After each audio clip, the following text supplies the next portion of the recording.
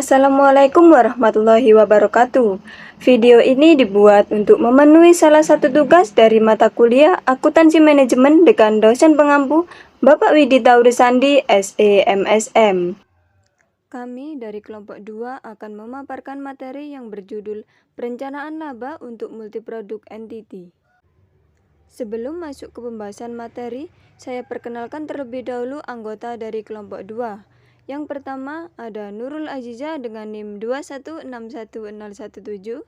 Yang kedua ada Muhammad Arif Ramadan dengan NIM 2161038. Yang ketiga ada saya sendiri Ikhtiar Rafyandifa Aulia dengan NIM 2161044. Definisi perencanaan laba. Perencanaan laba adalah proses untuk memperkirakan pendapatan dan biaya yang akan dikeluarkan oleh suatu perusahaan dalam suatu periode tertentu, serta menetapkan tujuan laba yang ingin dicapai dalam periode tersebut. Dalam proses perencanaan laba, perusahaan juga harus mempertimbangkan faktor-faktor seperti persaingan pasar, permintaan konsumen, biaya produksi, dan kondisi ekonomi umum untuk membuat rencana laba yang realistis dan dapat diimplementasikan. Perusahaan juga perlu melakukan pengawasan dan evaluasi terhadap kinerja perusahaan untuk memastikan bahwa rencana laba dapat dicapai dan melakukan tindakan korektif jika diperlukan. Definisi perencanaan laba untuk multiproduk entity. Perencanaan laba untuk multiproduk entity adalah proses perencanaan laba yang melibatkan pengelolaan laba dari beberapa produk yang dihasilkan oleh suatu perusahaan. Dalam perusahaan multiproduk, perencanaan laba dilakukan dengan mempertimbangkan pendapatan dan biaya dari setiap produk secara terpisah, serta mengintegrasikannya menjadi satu rencana laba keseluruhan yang mencakup seluruh produk yang dihasilkan. Dalam perencanaan laba untuk multiproduk entity, perusahaan perlu memperhitungkan berbagai kemungkinan skenario dan melakukan pengawasan secara berkala untuk memastikan bahwa rencana laba dapat dicapai dan jika diperlukan, perusahaan harus melakukan tindakan korektif. Fungsi perencanaan laba untuk multiproduk entity. Yang pertama, mengoptimalkan laba. Yang kedua, mengidentifikasi produk yang paling menguntungkan. Yang ketiga, meminimalkan biaya. Yang keempat, meningkatkan efisiensi. Yang kelima, mengukur kinerja dan meningkatkan daya saing. Konsep laba di perusahaan. Yang pertama, laba kotor. Yang kedua, laba bersih. Yang ketiga, laba operasional.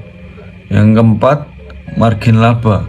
Yang kelima, return of investment atau ROI. Selanjutnya, skenario dalam perencanaan laba. Yang pertama, best case skenario.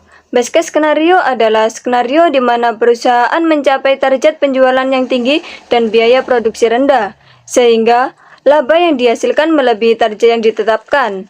Yang kedua, worst case skenario. Worst case skenario adalah skenario di mana perusahaan mengalami penurunan penjualan yang signifikan dan biaya produksi meningkat, sehingga laba yang dihasilkan jauh di bawah target yang ditetapkan.